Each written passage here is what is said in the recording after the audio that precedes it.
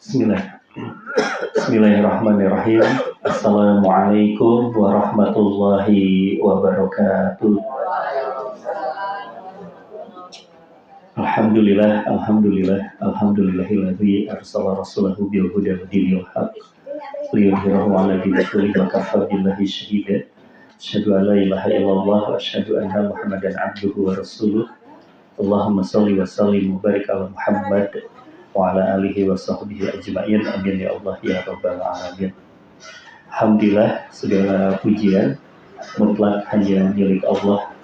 Salawat dan salam kita berharap semoga terlimpahkan, tercurahkan kepada Nabi kita Muhammad sallallahu alaihi wasallam, keluarganya, para sahabat, para tabi'in, tabi'in, dan mudah-mudahan untuk kita semuanya umatnya yang ada di akhir zaman ini. Amin ya Allah ya rabbal alamin. Alhamdulillah, saya bersyukur kepada Allah Subhanahu wa taala bisa bersilaturahim kembali. Mudah-mudahan Allah berkahi langkah-langkah kita sampai ke tempat ini, kemudian juga mendapatkan ilmu yang bermanfaat, ilmu yang kita harapkan jadi pemandu amal kita. Ilmu yang kita harapkan juga nanti amal yang terpandu oleh ilmu itu menjadi amal yang ada efeknya untuk karakter kita, insya Allah.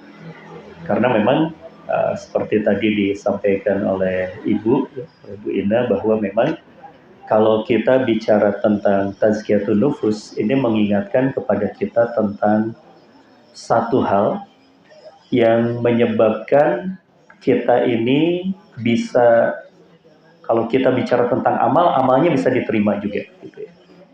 Karena begini Bu, Pak, mohon izin bertanya, misalnya ada seorang berbuat kebaikan kepada tetangganya yang sedang kesulitan, itu amal soleh atau bukan? Belum tentu. Belum tentu. Tergantung niatnya. Tergantung niatnya. Kalau niatnya buruk, maka amal yang baik seperti itu bisa ditolak oleh Allah Subhanahu wa taala, bisa tertolak. Misalnya niatnya karena riya, niatnya karena sum'ah, niatnya karena ujub, niatnya karena ada banyak hal yang lainnya. Maka kemudian bisa jadi tidak menjadi amal kebaikan di hadapan Allah Subhanahu wa taala.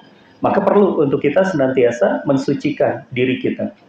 Mensucikan mulai dari niat, mensucikan mulai dari amalnya juga, dan nanti ujungnya bagaimana kita terus-menerus mengingatkan tentang hasil buah dari amal-amal itu. Bapak dan Ibu yang dirahmati oleh Allah, insya Allah untuk pagi hari ini kita bicara tentang sebenar-benarnya jalan bahagia. Itu sih judulnya saja Pak. Judulnya saja sengaja kemudian saya beri judulnya, jadi tidak sesuai dengan kitabnya ya, karena memang bahasa kitab itu kadang-kadang berat Pak. Kadang-kadang berat bahasa kitab itu, maka perlu untuk kita ringankan, lebih peringan lagi ya. Nah, sebenar-benarnya jalan bahagia ini kenapa? Karena memang ada satu fakta. Kalau kita bicara tentang kebahagiaan, kira-kira kita perlu atau tidak Pak untuk bahagia? Perlu ya. Kenapa? Karena memang kalau kita tidak memiliki kebahagiaan, bahagia itu kan bukan tujuan, tapi ini adalah sebuah kebutuhan kita. Kita tidak mungkin bisa menjadi khalifah di muka bumi tatkala kita bicara tentang pemakmuran bumi atau peran-peran kehidupan kita kalau kitanya tidak bahagia. Betul ya? Tidak mungkin bisa optimal sebagai seorang ibu rumah tangga, seorang nenek, seorang ibu, itu kalau tidak bahagia itu rumah berantakan pasti. Ketika mengasuh anak, ngasuh cucu saja kalau nggak bahagia, cibit terus. Jangan, kalau bahagia kan seneng gitu. Nah, ini menjadi satu hal yang sangat penting ya, kebahagiaan ini. Dan ada satu kalimat yang namanya kalam ulama. Kalam ulama itu ya bisa kita terima, bisa tidak juga kita terima ya. Artinya adalah ini satu hal yang ya dianalisis saja oleh kita. Ada sebuah kalimat seorang ulama namanya Syekh Izzuddin bin Abdussalam. Pernah dengar? Syekh Izzuddin bin Abdussalam. Pernah mendengar nama ulama ini, Pak? Belum ya?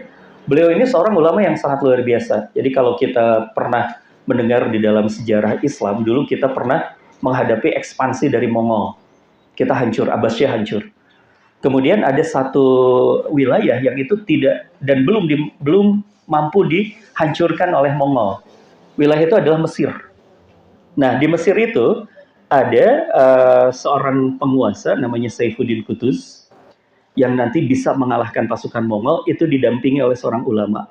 Ulamanya siapa? Syekh Izzuddin bin Abdul Salam. Jadi ini seorang ulama mujahid, seorang ulama yang begitu sangat luar biasa. Nah, salah satu karya beliau, dari sekian banyak karya beliau, beliau menulis satu karya judulnya adalah Syajaratul Ma'arif. Kitab Syajaratul Ma'arif, yaitu pohon kebijaksanaan. Nah, di kitab Syajaratul Ma'arif itu, beliau menyampaikan bahwa sa'adatul insan, bahwa yang disebut dengan kebahagiaan manusia itu awalnya dari mana? Awalnya itu adalah bagaimana dia mengenali Allah Subhanahu wa Ta'ala. Jadi seseorang itu, Bu, tidak akan pernah bahagia sampai dia kenal kepada Allah, sampai dia tahu, ya, sampai dia betul-betul memurnikan hubungannya dengan Allah Subhanahu wa Ta'ala, baru dia bisa bahagia. Misal contoh saja untuk menguji apakah kalimat dari Syekh Izzuddin bin Abdul Salam ini benar atau tidak, gitu ya. Memaafkan orang yang pernah melakukan kesalahan kepada kita itu berat atau sulit? Berat atau sulit pertanyaannya? Berat atau gampang? Dua-duanya. Berat atau sulit lah saya masalah. Berat dan sulit ya. Berat dan sulit. Sampai kemudian kita hubungkan dengan Allah kan. Itu akan menyiksa kita, Bu. Kalau memaafkan orang itu tanpa kemudian kita hubungkan dengan Allah itu susah. Kita bertemu dengan orang yang pernah bikin masalah dengan kita, lihat sendalnya aja kita naik tensi kita. Tuh. Padahal cuma sendalnya doang, orangnya mungkin nggak ada. Sampai kemudian kita hubungkan dengan Allah. Memaafkan karena Allah baru bisa ringan kita, baru bisa bahagia kita, berinteraksi biasa lagi, bisa. Kalau di ayatnya, ayat tentang hadisul ifki itu ayatnya sangat kuat tuh. Waliyafu waliyasfahu. Ala tuhibu ayaghfirallahu lakum. Kata Allah, maafkan. Lapangkan hatimu atas kesalahan orang itu. Berat kan? Sampai kemudian kata Allah, ala tuhibu ayaghfirallahu lakum. Apakah engkau tidak suka dengan cara engkau memaafkan, lapang hati atas kesalahan orang? Engkau akan diampuni dosa-dosamu. Baru ringan kita, baru bahagia kita memaafkan. Jadi kalau dihubungkan dengan Allah Subhanahu wa Ta'ala. Nah, terhubungnya hati kita dengan Allah di dalam berbagai kegiatan kita, itulah yang akan juga mengantarkan kita kepada yang namanya itu qalbun salim, hati yang selamat. Hati yang selamat, hati yang pokoknya motifnya hanya Allah saja. Saya berbuat baik karena Allah. Saya memaafkan karena Allah. Saya belajar karena Allah. Pada saat itulah kemudian kita akan mendapatkan kebahagiaan di dunia. Nah ini yang untuk menguatkan lagi ya, bahwa sebenar-benarnya bahagia di dunia itu adalah saat memiliki qalbun salim. Dan juga ketika di akhirat kelak, itu qalbun salim yang kita miliki di dunia, itu akan menyelamatkan kita. Itu akan menyelamatkan kita di akhirat, saat masuk surga. Kan memang kata Allah Subhanahu wa Ta'ala ada satu hari yauma, al-yauma ya, la yanfa'u malun wala banun. Tidak ada gunanya ada satu saat yang tidak ada gunanya namanya harta, tidak ada gunanya yang namanya anak laki-laki, anak keturunan kita tuh nggak ada gunanya. Illa kecuali man atakallah biqalbun salim, kecuali orang yang datang kepada Allah dengan qalbun salim. Qalbun salimnya kapan? Ya di dunia. Karena kalau di akhirat mah sudah saatnya dihisab. Di dunianya dia punya qalbun salim, maka dia selamat di akhirat, masuk dia ke dalam surga karena amal-amalnya menjadi bernilai di hadapan Allah Subhanahu wa Ta'ala. Gitu ya. Jadi kalau kita bicara tentang targetnya di dalam Tazkiyatun Nufus untuk menguatkan kembali, yaitu terhadirkannya atau terbentuknya atau dimilikinya qalbun salim. Hati yang selamat, hati yang lurus kepada tauhid kita kepada Allah, dan terbebas dari penyakitnya. Jadi ada dua ukurannya Bapak Ibu. Yang pertama adalah lurus kepada Allah, dan yang kedua adalah terbebas dari penyakitnya. Terbebas dari penyakitnya. Ya. Kalau lurus kepada Allah Subhanahu wa Ta'ala tadi sudah kita simulasikan dengan sebuah pertanyaan itu. Seseorang beramal baik, kalau niatnya tidak karena Allah, tertolak. Ya. Tuh, Masya Allah, ini menjadi satu hal yang kita perlu berhati-hati ya. Jangan sampai kita tuh merasa banyak sekali perbuatan-perbuatan kita tapi tidak bernilai di hadapan Allah karena diniatkannya bukan karena Allah Subhanahu wa Ta'ala. Nah, sekarang kita akan fokus ke yang kedua, yaitu kita bicara tentang berbagai penyakit hati. Yang kalau kita bicara tentang berbagai penyakit hati ini, ibu dan bapak yang dirahmati oleh Allah, dari sekian banyak penyakit hati itu ada di antaranya yang sangat berbahaya. Jadi ada penyakit berat, ada penyakit ringan mungkin ya kalau kita bicara tentang penyakit itu.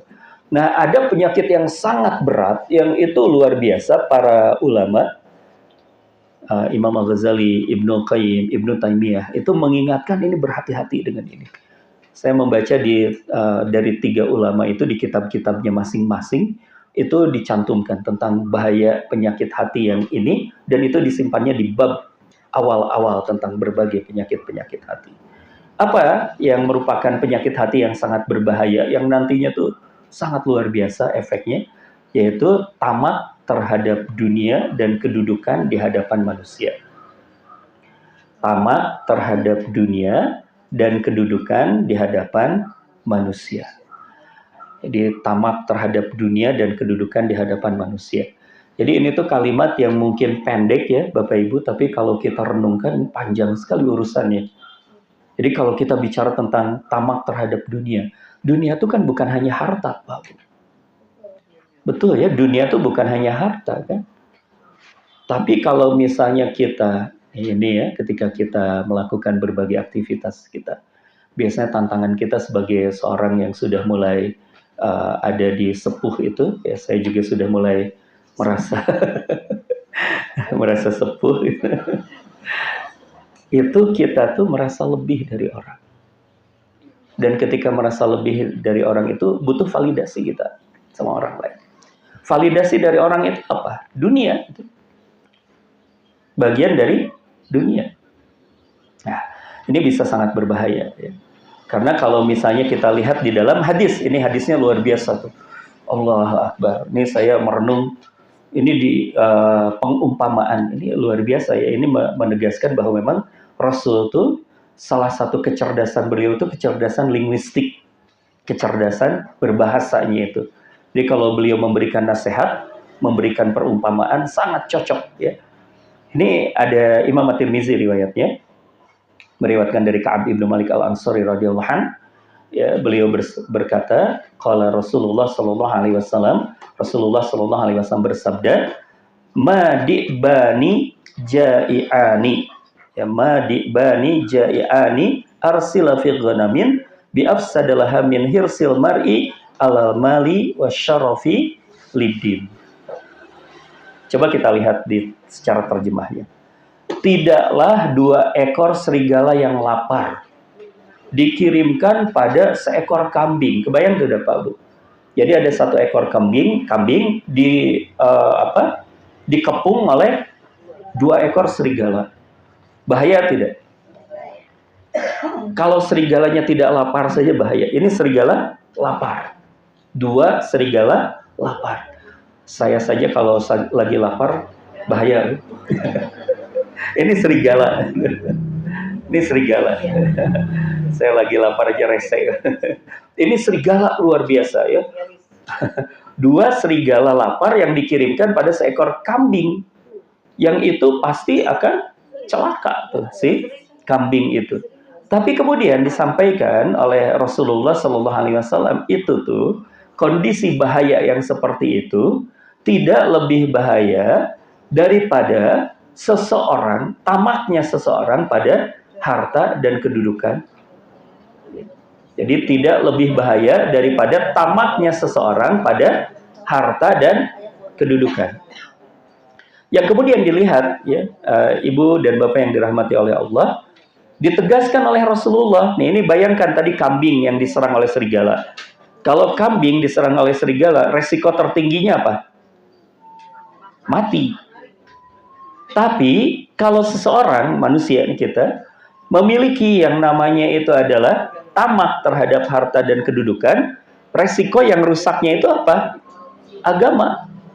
Yang rusak itu agamanya. Kata Rasulullah SAW, merusaknya itu terhadap agamanya. Padahal kalau misalnya kita bicara tentang apa yang menyelamatkan kita hari ini dan seterusnya nanti, ya agama kita ini kan. Agama kita inilah yang kemudian juga membuat kita tadi mampu ikhlas beramal.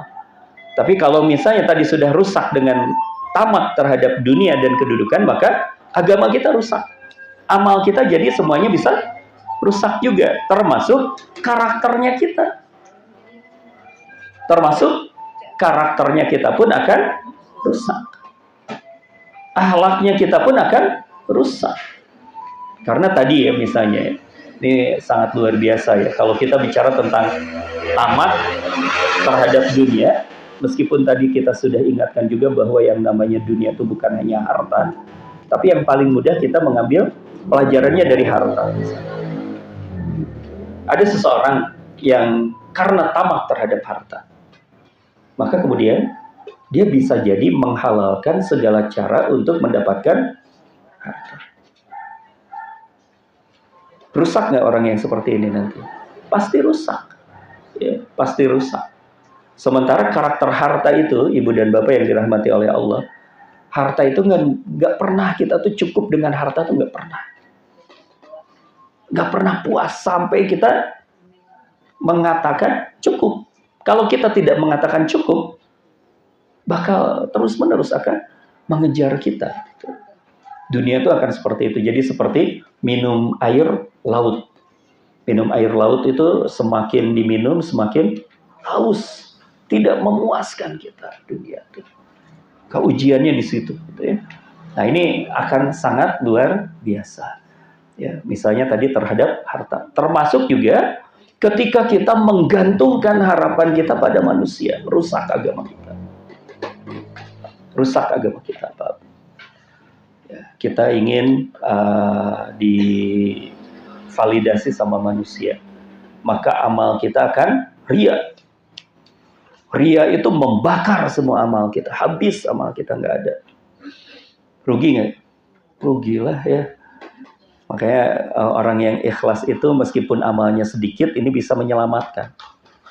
Tapi kalau orang yang tidak ikhlas, amalnya banyak, ya nggak ada apa-apanya, bahkan celaka dia di hadapan Allah Subhanahu wa Ta'ala. Nah, untuk itulah ibu dan bapak yang dirahmati oleh Allah, ini ada banyak nasihat tuh ya di sini untuk menguatkan kita. Ada salah satunya dari Ali bin Abi Thalib radhiyallahu anhu. Ali bin Abi Thalib radhiyallahu anhu itu kemudian menyatakan, tatkala menggantungkan harapan pada manusia, maka itu adalah patah hati yang disengaja. Kalau kita menggantungkan harapan pada manusia maya, gitu. Apalagi kita tadi sudah diingatkan juga oleh Bu Indah bahwa memang luar biasa kita nih sekarang nih sedang gaduh negeri kita. Ya, salah satunya bisa jadi karena kita terlalu bergantung kepada manusia, cinta dan bencinya berlebihan, gaduh. Nah ini menjadi satu hal yang patah hati yang disengaja. Kemudian juga ini ada sebuah hadis tuh luar biasa hadisnya. Ya, hadisnya dari Zaid bin Sabit radhiyallahu anhu, diriwayatkan kami mendengar Rasulullah sallallahu alaihi wasallam dikatakan oleh Rasul apa? Barang siapa yang menjadikan dunia tujuan utamanya, maka Allah akan mencerai-beraikan urusannya. Justru aneh ya. Kalau dunia dikejar, dijadikan tujuan itu, justru Allah akan mencerai-beraikan. Kira-kira kenapa ya Bapak Ibu? Ini saking sayangnya Allah pada kita, Pak Bu. Saking sayangnya Allah kepada kita. Allah itu kan menginginkan kita selamat. Nah, tatkala kemudian kita ada gelagat mau celaka, salah satu gelagat mau celakanya itu menjadikan dunia sebagai tujuan, saking cintanya Allah, saking inginnya Allah itu selamat kita ini, ya, menginginkan keselamatan untuk kita, maka kemudian Allah cerai-beraikan. Urusannya itu, yang dikejarnya cerai-beraikan. Biar apa? Biar mikir kitanya. Biar mikir kitanya. Agar dengan mikir itu kita balik lagi. Oh, kenapa seperti ini? Kenapa seperti ini? Kok semakin dikejar, semakin berantakan hidup saya. Kayaknya tujuan saya salah. Kitab Adabun Nufus yang ditulis oleh Syekh Al-Muhasibi itu menggambarkan itu dengan kalimat yang sangat indah buat saya. Kalimat pendek langsung membuat saya merenungnya tuh, aduh luar biasa Bu. Kayak gini Pak Bu. Kata beliau, tatkala Allah ingin mengekspresikan rasa cintanya kepada seorang hamba, tapi kemudian hamba itu berpaling, hamba itu tidak juga kunjung memperbaiki amalan-amalannya kepada Allah. Maka kemudian apa yang dilakukan oleh Allah, Bu? Allah akan timpakan persoalan yang berat kepada orang itu. Yang dengan masalah berat itu mungkin dia kehilangan banyak. Kehilangan dunianya, cerai-berai tadi urusan dunianya. Sampai kemudian dia akhirnya di dalam kondisi yang seperti itu. Dia balik kepada Allah. Dia balik kepada Allah, dia merasa dirinya membutuhkan Allah.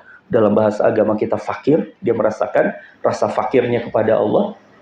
Dia di sepertiga malam bangun, angkat tangannya, dia berdoa kepada Allah, ya Rabbi, ya Rabbi, ya Rabbi, ya Rabbi. Maka pada saat dia datang menghibah kepada Allah sebagai hamba yang fakir, pada saat itulah kemudian Allah mengatakan, ini yang aku suka dari seorang hamba. Masya Allah. Jadi bisa jadi ini tuh bentuk cinta dari Allah. Karena kitanya sudah berpaling sama Allah dikembalikan. Tapi karena bahasanya Allah berbeda dengan bahasanya kita, salah satu bahasanya Allah dicerai-beraikan urusan kita. Sehingga kita mikir balik lagi ke Allah. Luar biasa. Nah ini jadi sebuah perenungan buat kita nih Ibu, Bapak. Allah Akbar. Ini saya hanya sedang menyindir diri sendiri lah ya. Pernah nggak Pak Bu, kita tahajudnya itu khusyuk. Doanya tuh khusyuk pisan. Itu kan. Ternyata kita menemukan kita tahajud khusyuk, doa khusyuk itu pas lagi susah. Pas habis susahnya itu hilang, biasa saja kita. Standar saja, bahkan mungkin tahajudnya pun ditinggalkan sama kita. Allah Akbar. Ini bisa jadi salah satunya karena memang tadi belum lurusnya kita, hatinya kita bergantung kepada Allah. Padahal lebih susah sabar atau lebih susah syukur, Bu? Lebih susah syukur kan? Kalau sabar mah ketika kita ada ujian, kita sadar kita sedang diuji sama Allah. Tapi kalau lagi diujinya dengan keringanan sama Allah Subhanahu wa taala, itu peluang kita untuk lalainya sangat besar. Itu ya. Baik. Ibu dan Bapak yang dirahmati oleh Allah Subhanahu wa taala, setelah kita mengingatkan diri kita betapa sangat tidak bahagianya kita. Kalau tujuannya kita dunia, kalau tujuannya kita manusia, tidak akan pernah bisa bahagia. Maka yang berikutnya sekarang kita fokuskan. Manusia hanya akan bahagia, hanya akan mulia juga jika berharap hanya kepada Allah. Terlebih lagi, nah ini kita ingatkan lagi ya, ini salah satu tools. Karena untuk kita membersihkan hati kita, tools atau alat yang perlu untuk kita kuasai atau perlu untuk kita gunakan adalah kenali Allah. Semakin kita kenal dengan Allah, makin bersih hati kita, makin lurus orientasi hidup kita. Ya. Karena kalau misalnya kita masih belum kenal Allah mah, ya belum inilah ya. Masih susah sekali kita menjadikan Allah sebagai fokusnya kita. Ya. Nah, ini kita perlu untuk mengenali Allah kembali agar kita tadi menemukan alasan bahwa sudah, jangan dunia yang kita harapkan, jangan kepada dunia kita menghibah gitu. Tapi kita perlu menghibah kepada Allah karena Allah menamakan dirinya. Nah, ini salah satu nama Allah yang perlu untuk kita fahami, yaitu Allah menamakan dirinya Al-Wahhab. Al-Wahhab. Sudah hafal Asmaul Husna, ibu-ibu? Hafal Asmaul Husna, Bapak, Ibu? Hafal ya? Yang 99 itu hafal semua? Nanti Ustaz ini baru Husna Husabah baru mau ngajar. Ustaz Husnanya baru ngajar ya. Asmaul Husna tuh perlu untuk kita hafalkan. Perlu untuk kita hafalkan, perlu untuk kita pelajari. Karena ini pintu awal dari ma'rifatullah. Pintu awal. Nggak mungkin kita bisa kenal sama Allah kalau nggak kenal namanya. Nggak mungkin. Dan itu pendekatan yang paling mudah. Pendekatan yang paling mudah. Karena untuk mengenali Allah kan banyak pendekatannya ya. Ya, yang paling mudah itu ya kenali Allah dengan nama-namanya saja yang paling mudah. Karena apa? Allah yang memperkenalkan dirinya langsung. Kan bisa juga kita mengenali Allah dengan mengamati semesta. Bisa ya. Tapi tidak semua orang ketika mengamati semesta sampai pada Allah. Kejadian berturut-turut, bertubi-tubi, dia sadar tentang kejadian berturut-turut dan bertubi-tubi itu, tapi belum tentu sampai pada Allah. Maka yang paling mudah adalah pelajari saja Asmaul Husna. Itu yang paling mudah karena Allah yang langsung menjelaskan, memperkenalkan dirinya, gitu ya. Ini kita ngambil jalan aman, gitu ya. Nah, yang paling aman itu tadi mengenal Allah sebagai dari Asmaul Husnanya, Allah memperkenalkan dirinya sebagai Al-Wahhab. Ini ada paling tidak, ini yang dihadirkan di modul ada 2 ayat saja. Ada 2 ayat, kita coba lihat ayatnya, lalu kemudian kita pelajari nanti. Di mana di ayat yang pertama yaitu di surat Shad ayat ke-35. Di surat Shad ayat ke-35. Ini kira-kira doanya siapa, Bu? Doa siapa? Sulaiman, mohon.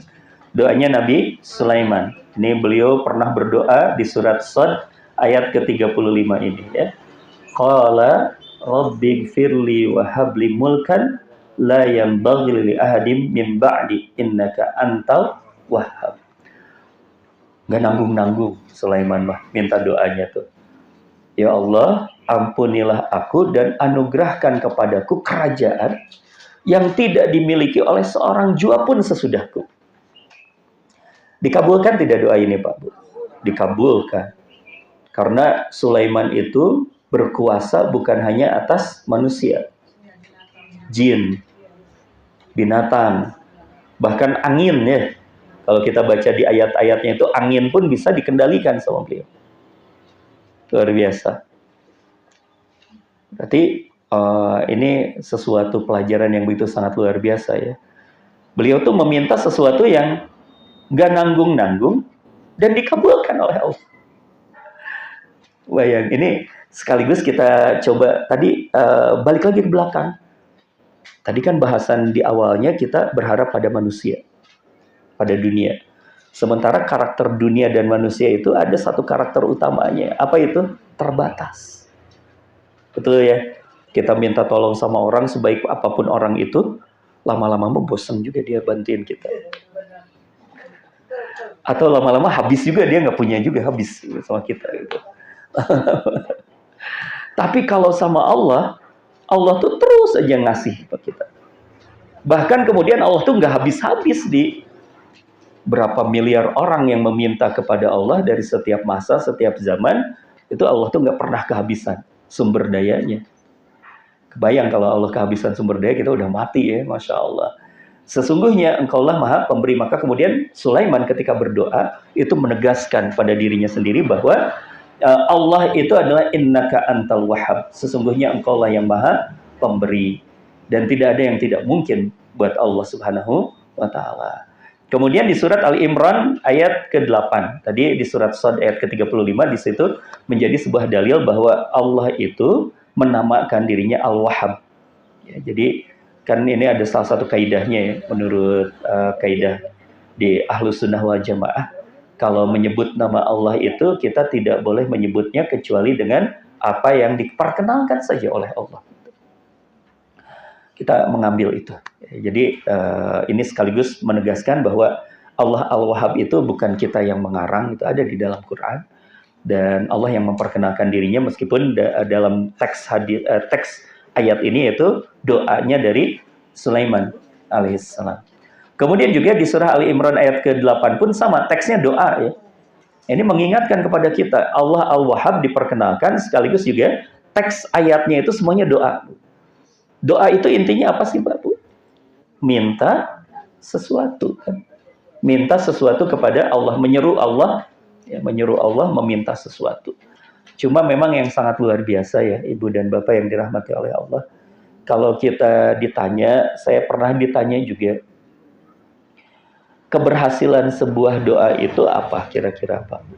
Kalau kita lihat dari dua ayat ini misalnya, keberhasilan doa kita disebut sukses misalnya, itu apa ya kira-kira kalau dilihat dari sini?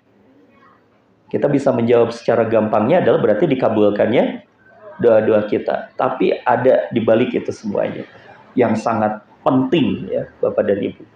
Saya pernah ditanya oleh Ustaz Dudi Mutakin tentang hal itu. Doamu berhasil, doamu ada bekasnya itu apa? Saya jawab dengan ya tadi itu, bahwa dikabulkannya keinginan kita. Seperti Sulaiman tadi. Sulaiman minta kerajaan yang tidak ada bandingannya, dikasih. Berarti berhasil doanya begitu. Kata beliau, iya memang itu betul. Tetapi kemudian ada di balik itu semuanya.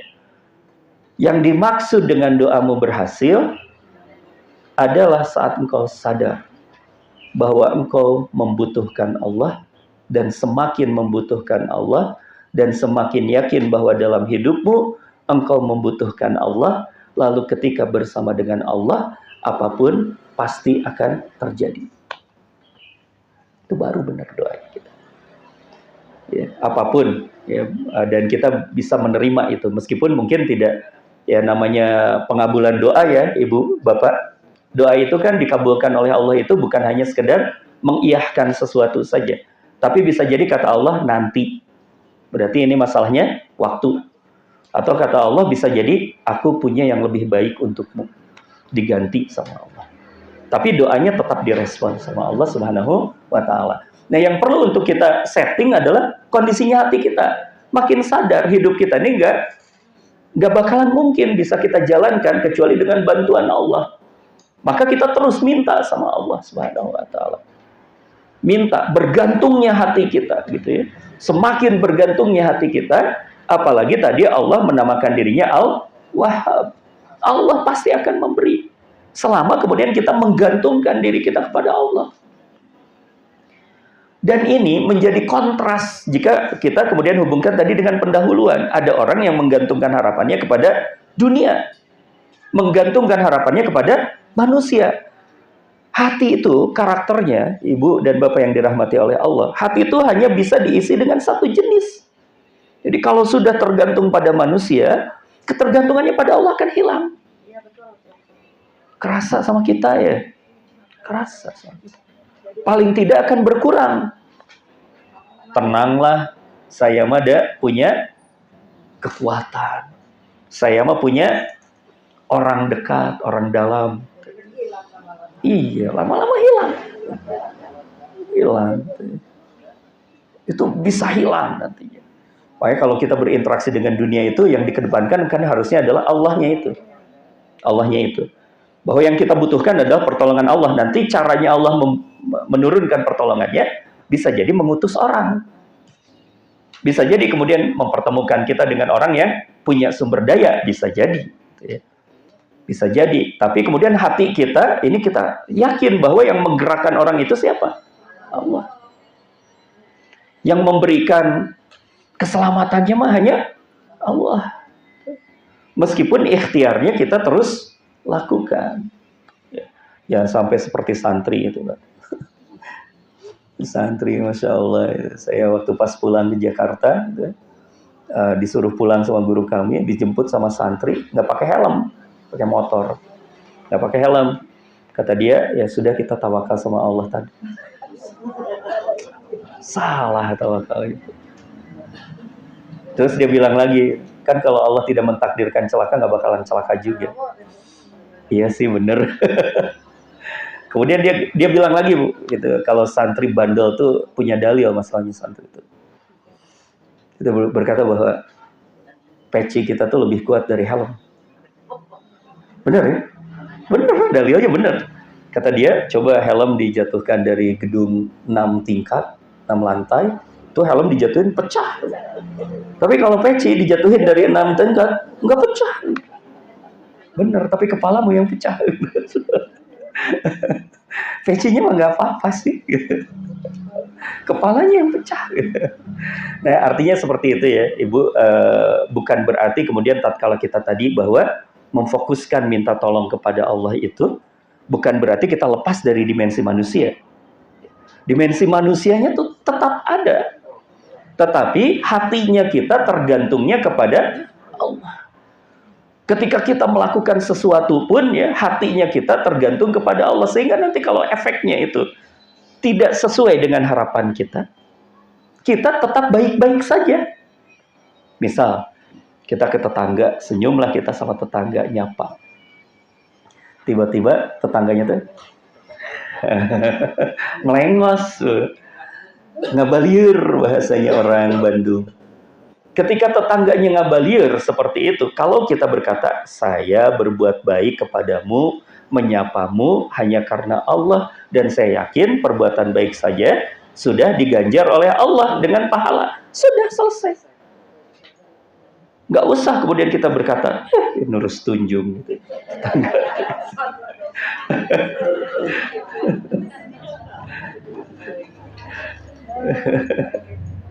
Nggak usah kita berkata seperti itu ya, biasa aja gitu ya. Nggak usah, biasa saja. Atau paling tidak kalau membahagiakan diri kita, Pak Bu gitu. Saya baca artikel katanya kalau di Rusia, nggak tahu juga benar atau enggaknya, saya belum pernah ke sana. Kalau di Rusia, kalau nyapa orang yang tidak terlalu sangat kenal, itu dianggapnya aneh gitu. Ya betul ya Pak ya? Betul ya. Jadi kalau misalnya kita berjumpa dengan orang yang pas kita sapa, lalu kemudian kita dia seperti itu, anggap aja lagi di Rusia, udah. Anggap aja lagi di Rusia. Itu ya, Bapak dan Ibu. Ini pemurnian kita. Jadi hatinya kita berharapnya kepada Allah, tapi interaksi di dunianya mah bersama dengan manusia, Kemudian kita coba untuk lebih dalami lagi makna Al-Wahhab. Makna Al-Wahhab di modul ada di sana dicantumkan Wahhab. Ya. Asal katanya dari Wahhab, yaitu memberi dan memberikan sesuatu tanpa mengharapkan imbalan. Luar biasa Allah tuh. Tuh kita tuh beruntung kalau berinteraksinya dengan Allah. Kalau niatnya itu kepada Allah tuh untung. Kenapa? Karena Allah itu adalah memenuhi kebutuhan manusia tanpa mengharapkan imbalan apapun. Gak punya kepentingan lain Allah mah gitu ya. Karena kalau misalnya urusan kita dengan manusia kan kadang-kadang ada kepentingan. Seorang berbuat baik, membangun jalan ke wilayah kita gitu, karena lagi pileg. Bisa jadi gitu. Bisa jadi misalnya gitu ya, kalau nggak jadi dibongkar lagi jalannya gitu. Bisa jadi misalnya seperti itu, namanya ada kepentingan gitu ya. Tapi kalau Allah mah enggak. Dan kebayang ya kalau kita berbicara tentang membalas pemberian Allah, bangkrut kita. Habis gitu ya, Masya Allah. Iya, nggak bakalan kebalas, nggak bakalan mampu. Jadi ini sengaja kita hadirkan kesadaran ini, sehingga kemudian kita punya pembanding, yang pembandingnya tuh tidak seimbang gitu, Bu. Manusia sebagus-bagus, sehebat-hebatnya, sebaik-baiknya manusia pada kita, udah ngasih apa manusia itu pada kita? Dibandingkan dengan Allah Subhanahu wa Ta'ala. Manusia sebaik-baiknya, kita bermasalah saja sama dia, bisa jadi berhenti kebaikannya kan? Tapi kalau Allah, luar biasa. Luar biasa. Bahkan kemudian ini dicantumkan juga ya dalam penjelasan para ulama. Allah itu terus memberi semua yang dibutuhkan makhluk, walaupun makhluk itu ingkar, maupun dia berbuat dosa. Masya Allah. Ini di surah Al-Baqarah ayat ke-126. Di situ ada sebuah ayat yang Allah Akbar kalau kita renungkan, tadaburi ya. Luar biasa. Ini salah satu doanya Nabi Ibrahim yang alhamdulillah tidak dikabulkan sama Allah. Tidak dikabulkan doanya. Jadi doa Nabi saja tidak dikabulkan, dan ini kita perlu untuk mengambil pelajaran bahwa tidak semua doa kita ini harus dikabulkan sama Allah, harus diiyahkan sama Allah, tapi ini kan diganti dengan yang lebih baik. Karena bahaya Bu, kalau doa kita semuanya diiyahkan sama Allah ya, bahaya. Misal kita lagi sakit hati sama tetangga, kemudian kita berdoa, ya Allah, sing mencret, betul. Sakit perut ya Allah, gitu. Dikabulkan sakit perut 2 bulan dia. Kasihan. Kasihan, nanti pas dihisab kita berat nanti. Kata Allah, engkau sudah mendoakan tetanggamu agar sakit perut sampai 2 bulan, dan itu aku kabulkan, bagaimana hisabnya? Ya, makanya doa-doa yang buruk itu kita berharap tertolak sama Allah. Doa-doa keburukan itu. Dan insya Allah tertolak doa-doa keburukan itu. Ini doa, salah satu doa, ini mah doanya kebaikan loh ini sebenarnya. Tapi kemudian juga doa kebaikan ini ditolak sama Allah Subhanahu wa taala. Ya, wa idz qala Ibrahim, dan ingatlah ketika Ibrahim berdoa, Rabbij'al hadza baladan aminan. Kalau di sini mah aman kan ya? Ya Tuhanku, ya Rabb, jadikanlah negeri ini negeri yang aman sentosa. Kenapa? Karena kan Ibrahim mengandalkan pertolongan Allah ketika beliau meninggalkan istri dan anaknya di lembah Bakah itu. Tidak berpenghuni. Bisa jadi ada bahaya yang sangat luar biasa. Maka kemudian beliau meminta negeri yang ditinggalkan itu, tempat yang ditinggalkan itu menjadi negeri yang aman. Ya. Baladan aminan. Nah, ini yang bahayanya adalah di frase doa yang berikutnya, ya, kalimat doa yang berikutnya yaitu warzuq ahlahu minas samarati man amana minhum billah wal yaumil akhir. Spesifik doanya. Dikatakan bahwa berikan rizki dari buah-buahan kepada penduduknya yang beriman saja di antara mereka kepada Allah dan hari kemudian. Spesifik doanya. Jadi kalau bahasa lebih sederhananya, ya Allah kasih rezeki ya pada orang beriman aja, orang yang nggak beriman mah nggak usah dikasih rezeki. Bahasa gampangnya. Tapi kemudian kata Allah Subhanahu wa taala itu luar biasa ya. Qala, maka kemudian Allah berkata menjawab doanya Ibrahim, waman kafaro. Enggak seperti itu wahai Ibrahim. Aku tetap akan memberikan rizki termasuk kepada mereka bahkan yang kafir. Ini Allah kurang baik gimana coba? Ya. Kurang baik gimana Allah tuh sama manusia. Dan ini pun kan rumusnya ternyata berlaku untuk seluruh dunia kan? Kebayang nggak kalau misalnya Allah Subhanahu wa taala memberikan syarat, aku hanya memberi rizki kepada orang yang soleh-solehah. Orang-orang model kayak kita kebagian nggak? Bisa jadi nggak kebagian. Allahu Akbar. Nah, maka inilah Allah Al-Wahhab. Bahkan Allah tuh bukan diminta pasti diberi, nggak diminta pun diberi. Bahkan kemudian Allah tidak menetapkan syarat apapun gitu. Bahkan kepada orang yang berkhianat, kepada orang yang kafir, kepada orang yang ahli maksiat gitu. Luar biasa. Allah masih memberikan kebaikannya itu, ya. Masya Allah. Kemudian lebih menakjubkan lagi penegasan cintanya Allah, penegasan pemberiannya Allah, penegasan bahwa Allah itu Al-Wahhab. Itu di surat An-Nahl dari ayat 14 sampai 18, silahkan dibaca panjang di sana ya. Dikatakan surat An-Nahl ayat ke-14 sampai ayat ke-18. Di situ Allah menegaskan, mengajak kita untuk berpikir. Allah menundukkan lautan untuk kalian agar dapat memakan darinya daging yang segar, mengeluarkan dari lautan itu perhiasan yang kalian pakai dan seterusnya gitu ya. Berlayar lautan, di lautan itu bahtera. 14 sampai 18. Ibu, Bapak, pernah nggak kita melihat ya? Pernah tidak kita melihat fakta gitu? Ada nelayan, yang nelayan itu bersengaja gitu ya, menyengaja dia beternak di lautan gitu. Nggak ada kayaknya mah ya. Tapi ikannya terus ada. Itu betul-betul dikasih itu sama Allah Subhanahu wa taala. Ini Allah Al-Wahhab. Allah memberikan rizki, dan dengan itu kan banyak tuh orang yang terkena mendapatkan efek rizkinya tuh dapat dari nelayannya dapat, dari pedagangnya dapat, segala macamnya dapat, termasuk kita. Alhamdulillah, kita yang tidak ke laut pun kita memakan ikan. Ini pemberian dari Allah. Seharusnya pas kita makan ikan tuh, ya Allah, kita tuh tinggal di Bandung, laut nggak ada. Ya, tapi ayah gitu. Ada ikan teh. Banyak lagi, ada ikan teri. Banyak ikan. Banyak matanya. Allah Akbar. Kan seharusnya tuh membuat kita, ini pemberian Allah yang sangat luar biasa. Belum lagi Pak Bu, saya punya banyak aktivitas sekarang tuh banyak ke Bandung Barat gitu. Di daerah Cipatik tuh kan luar biasa ya. Ada gunung-gunung yang ditambang untuk pasir gitu. Itu ada seorang Bu yang anggota majelis kita di sana. Dia berkata bahwa itu gunung yang itu punya saya gitu. Masya Allah, dia punya gunung. Punya gunung. Setelah Allah Akbar. Ini kapan buatnya? Punya gunung. Kapan buatnya? Dan itu katanya rezekinya tuh udah ditambang tuh udah bergenerasi. Itu Allah ngasih. Masya Allah. Itu Allah Al-Wahhab tuh seperti itu. Allah ngasih tuh. Dikasih aja. Masya Allah. Gak habis sampai sekarang.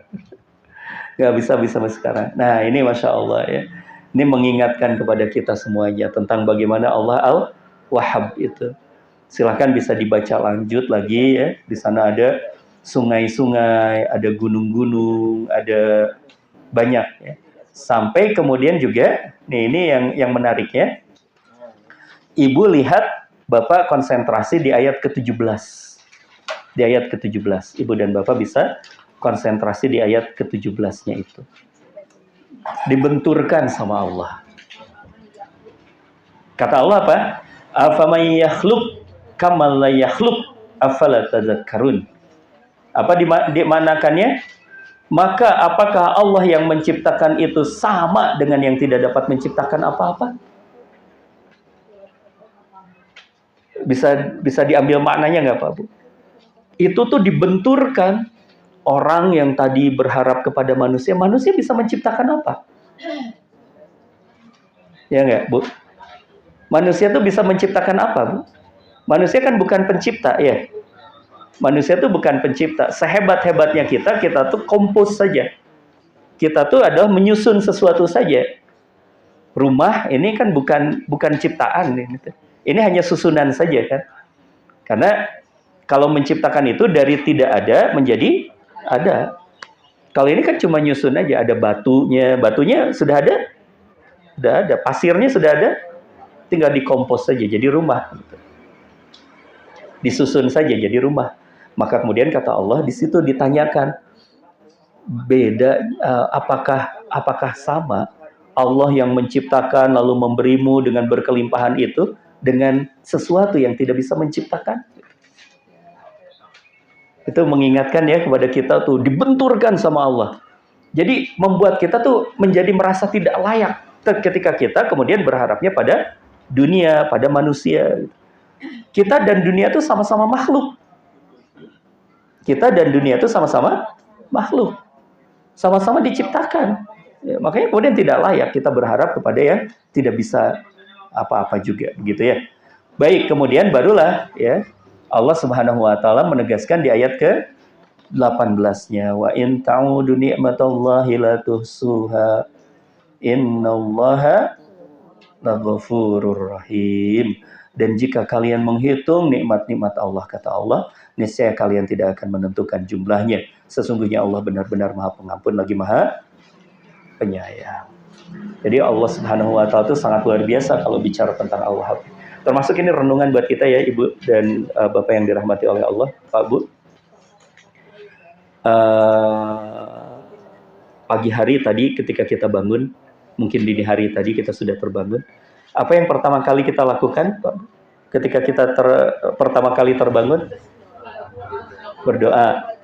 Kalau saya yang pertama kali saya lakukan adalah membuka mata. Kalau belum buka mata berarti belum bangun. Habis itu kemudian kita berdoa kan ya.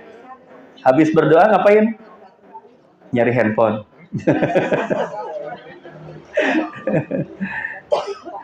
Tapi yang luar biasa ya Bu ya, dalam doa-doa kita pernah nggak sehabis kita berdoa, itu kita berdoa bangun tidur ya, sehabis doa bangun tidur itu kita berdoa kepada Allah, ya Allah detakkan jantungku dengan normal. Pernah berdoa seperti itu? Ya Allah alirkan darahku secara normal. Ya Allah saraf-saraf mataku fungsikan dengan baik. Ya Allah telingaku, pendengaranku, lisanku gitu. Kita pernah berdoa seperti itu tidak? Tapi dikasih ya sama Allah. Dikasih sama Allah. Nah ini menguatkan bahwa Allah itu Al-Wahhab. Kita lupa minta saja dikasih sama Allah. Padahal itu vital banget kan ya. Kalau nggak dikasih sama Allah, Masya Allah. Saya kemarin-kemarin juga kambuh saraf kejepit itu susah. Masya Allah. Allah Akbar. Ya, kemudian tensi lagi naik kemarin. Wah, jalan kayak oleng. Masya Allah. Itu nikmat dari Allah. Sehat itu nikmat dari Allah. Dan kita jarang sekali minta sehat. Pas udah sehat lupa juga sama Allah. Masya Allah. Nah, ibu dan bapak yang dirahmati oleh Allah, selepas kita memahami Allah Al-Wahhab, maka jadilah, kalau bahasa di modulnya, jadilah sang ikhlas. Jadilah orang yang ikhlas, menjadikan Allah sebagai satu-satunya fokus kita, seperti yang kita bisa baca di surat Al-An'am, yang mungkin juga sering kita baca di dalam sholat kita. Mungkin ada ibu dan bapak yang menggunakan bacaan itu, yaitu Inni wajjahtu wajhiya lilladzi fattaras samawati wal arda hanifa wa ma ana minal musyrikin. Sesungguhnya aku menghadapkan diriku pada Rob yang menciptakan langit dan bumi. Udah nggak ada lagi. Fokusnya kepada Allah saja. Kenapa? Karena Allah yang memberi, gitu ya. Dan kalaupun tadi ada kita lihat wasilah-wasilahnya melalui manusia, tetap itu manusia pun yang menggerakkan adalah Allah Subhanahu wa taala. Dan aku bukan wa ma ana minal musyrikin. Aku bukan termasuk orang-orang yang mempersekutukan Allah. Luar biasa. Mengingatkan kepada kita semuanya ya. Kita sudah dimuliakan oleh Allah dengan kita menjadi hamba Allah. Maka jangan menjadi hamba apapun selain hamba Allah. Nah kalau kita jadi hamba dunia, hamba pujian, luar biasa. Capek kita ya nantinya. Nah maka ini keuntungan bagi sang ikhlas. Pertama, tidak akan kecewa dengan dunia. Biasa aja kita. Karena kepuasan dan kebahagiaan kita bukan dari mendapat atau tidak mendapat dunia. Tapi bagaimana kita mengelola, mempersembahkan dunia untuk Allah Subhanahu wa taala. Ya, menggunakannya. Kalau kata Imam Hasan Al-Basri itu kan pernah ditanya, ya Imam, komentar tentang dunia. Apa jawabannya Imam Hasan Al-Basri? Apa yang bisa aku komentari tentang dunia? Halalnya akan dihisab, haramnya akan mencelakakanku. Maka kemudian dunia itu bukan hal yang perlu untuk kita banggakan, tetapi kita perlu waspada dan kelola dengan baik. Itulah dunia. Selesai. Kemudian juga tidak akan pusing dengan pandangan manusia. Enggak lah. Mau ngomong apapun pada kita, yang penting mah Allah ridho, sudah selesai. Atau bahasanya Aisyah ya ketika difitnah, Aisyah itu kan berkata bahwa silahkan saja. Tapi aku yakin bahwa Allah tahu aku tidak bersalah. Itu pun sudah cukup. Tidak akan pusing pada pandangan manusia. Kemudian juga tidak membeda-bedakan amal besar dan amal kecil. Karena untuk yang ikhlas mah tujuannya kan karena Allah. Maka nggak ada yang besar, nggak ada yang kecil. Semuanya besar. Semuanya berharga. Dan nikmat kita saat beramal soleh. Kenapa? Karena kita melihatnya, mencarinya adalah Allah Subhanahu wa taala. Dan ada yang lain, yang penting lagi Pak Bu, yaitu tidak mampu disesatkan oleh setan. Ya, di surat Al-A'raf jelas ya, bahwa kata setan, aku tuh bisa akan mencelakakan manusia.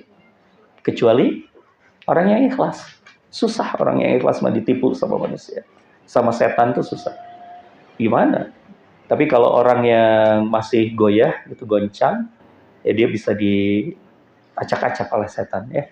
Dan terakhir adalah, nah ini yang kita jadikan sebuah judulnya, yang menjadilah orang yang senantiasa bahagia gitu ya, karena memang kita mintanya sama Allah. Kita tujuannya kepada Allah. Baik, alhamdulillah, mudah-mudahan ini bisa menjadi sebuah recharge gitu buat hati kita, bahwa sudah kita mah inna sholati wa nusuki wa mahyaya wa mamati lillahi rabbil alamin gitu ya. Kita mah sudahlah hidup kita untuk Allah saja gitu. Dan ini bukan hanya sekedar pernyataan gitu ya, tapi harus diwujudkan dalam kenyataan. Ya, diaplikasikan.